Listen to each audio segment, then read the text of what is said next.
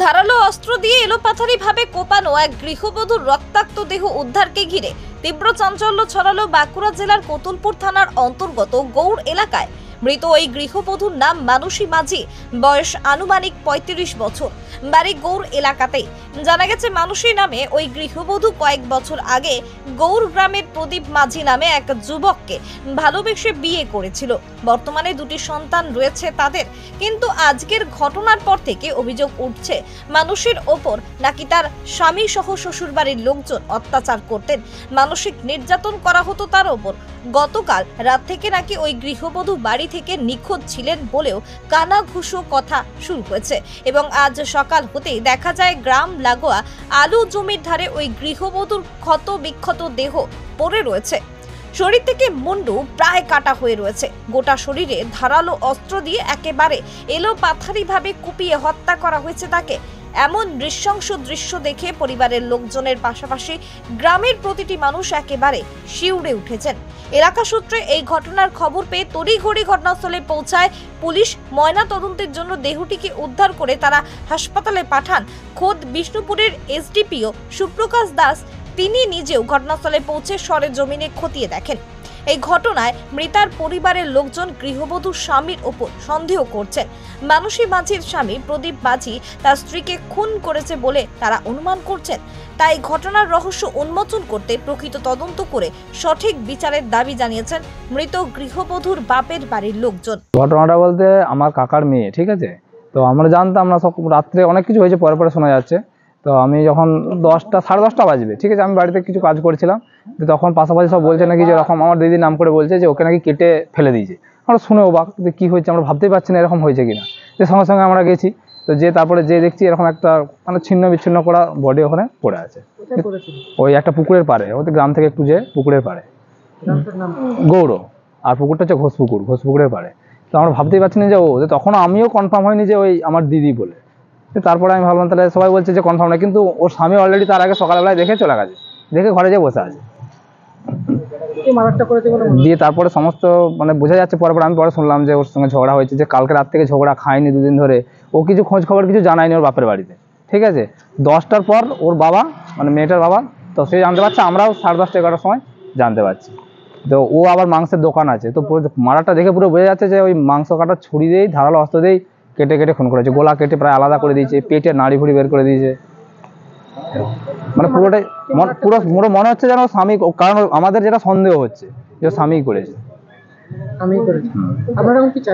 আমরা চাইছি যে যদি যে দোষী হোক, দোষীর একদম উপযুক্ত শাস্তি, যেমন কোনো দিনও না ছাড়া না পায়, সে সারা জীবন জেলেই থাকে। একটা মানুষকে ওইভাবে নৃশংসভাবে হত্যা আমরা ভাবতে পারছি না কিভাবে করেছে, আমরা বিশ্বাসই করতে পারছি না এখন। স্বামী মারাটা করেছে বলে মনে করছে, আমাদের এটাই মনে হচ্ছে। জানা গেছে খুন করার অভিযোগ ওঠায় ইতিমধ্যে এই ঘটনায় পুলিশের হাতে আটক হয়েছেন মৃত গৃহবধূর স্বামী প্রদীপ মাঝি। তদন্তের স্বার্থে তাকে আটক করেছে পুলিশ। তবে ছেলের বিরুদ্ধে খুনের অভিযোগ সরাসরি অস্বীকার করেছেন অভিযুক্ত প্রদীপ মাঝির মা বেলা রানী মাঝি। তিনি বলেন, আমার বৌমার সঙ্গে অন্য আর একটা ছেলের অবৈধ সম্পর্ক রয়েছে, সেই ছেলেই আমার বৌমাকে খুন করেছে। তাছাড়া এই ঘটনার সঠিক তদন্ত করা হোক, তাহলেই সবকিছু পরিষ্কার হয়ে যাবে। এটা হচ্ছে আমার বৌমার সঙ্গে ওই ছেলেটির ভাব, তো আমরা ওই যে প্রতিবাদ করতুম বলে আমাদের সঙ্গে সাড়াছড়ি দিয়া নাই, ওরাও আমাদের ঘরকে আসেনি, আমার বৌমাও আসেনি, আমরা ওদের ঘরকে যাইনি। এই যে শম্ভু পণ্ডিত মুরালি, ভালো নাম মুরালি না, ওই মুরালি পণ্ডিতই করেছে। আপনার ছেলে করেছে বলে অভিযোগ করছে বাপের বাড়ির লোক। সে বাপের বাড়ির লোক, সেটা অভিযোগ করলে হবে না বাবা, তোমরা তদন্ত করে দেখো, তদন্ত করলেই তো সব পাওয়া যাবে। তোমরা তদন্ত করো।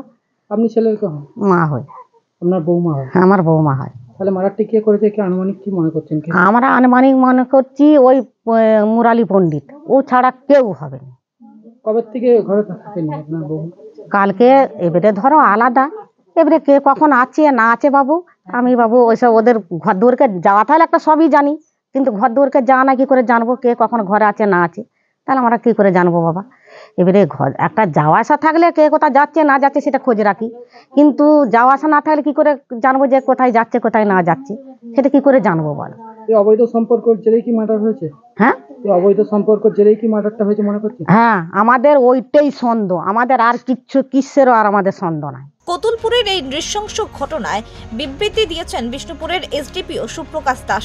তিনি জানিয়েছেন, একটা বডি আমরা উদ্ধার করেছি, ময়না তদন্তের জন্য বডিটা হাসপাতালে পাঠানো হয়েছে। তবে এই ঘটনায় এখনো পর্যন্ত নির্দিষ্ট কোনো অভিযোগ আমরা পাইনি। নির্দিষ্ট অভিযোগ পেলে কেসের তদন্ত শুরু করা হবে।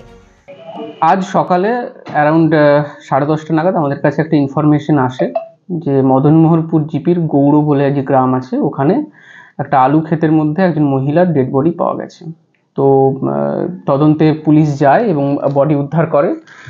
বডি উদ্ধার করে দেখতে পাওয়া যায় যে মাল্টিপল শার্প কাটিং ইঞ্জুরি আছে বডিতে, এবং পরবর্তীকালে খোঁজ খবর করে জানা যায় যে ভদ্রমহিলার নাম হচ্ছে মানসী মাঝি। ওনার 35 বছর বয়স, ওনার হাজব্যান্ড হচ্ছেন প্রদীপ মাঝি। তো এই ঘটনার উপরে আমাদের একটা ইউডি কেস স্টার্ট হয়েছে, বডি পোস্টমর্টমের জন্য পাঠানো হয়েছে। এখন অবধি আমরা কোনো কমপ্লেন রিসিভ করিনি। স্পেসিফিক কমপ্লেন এলে আমরা খুব শীঘ্রই একটা মার্ডার কেস এটাতে চালু করব। পশ্চিমবঙ্গ সরকার অনুমোদিত স্বাস্থ্যসাথী মান্যতাপ্রাপ্ত রোগী পরিষেবার বিশ্বস্ত প্রতিষ্ঠান দামোদর হেলথ কেয়ার।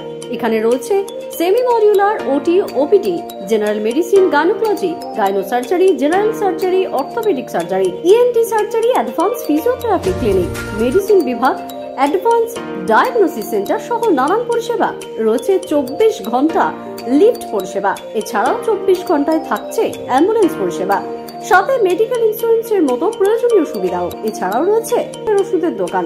ঠিকানা মিলমোড়, কতুলপুর, বাঁকুড়া। ফোন নাম্বার 9475240280 অথবা ফোন করুন 9475240290 এবং 9647180100 এই নম্বরে।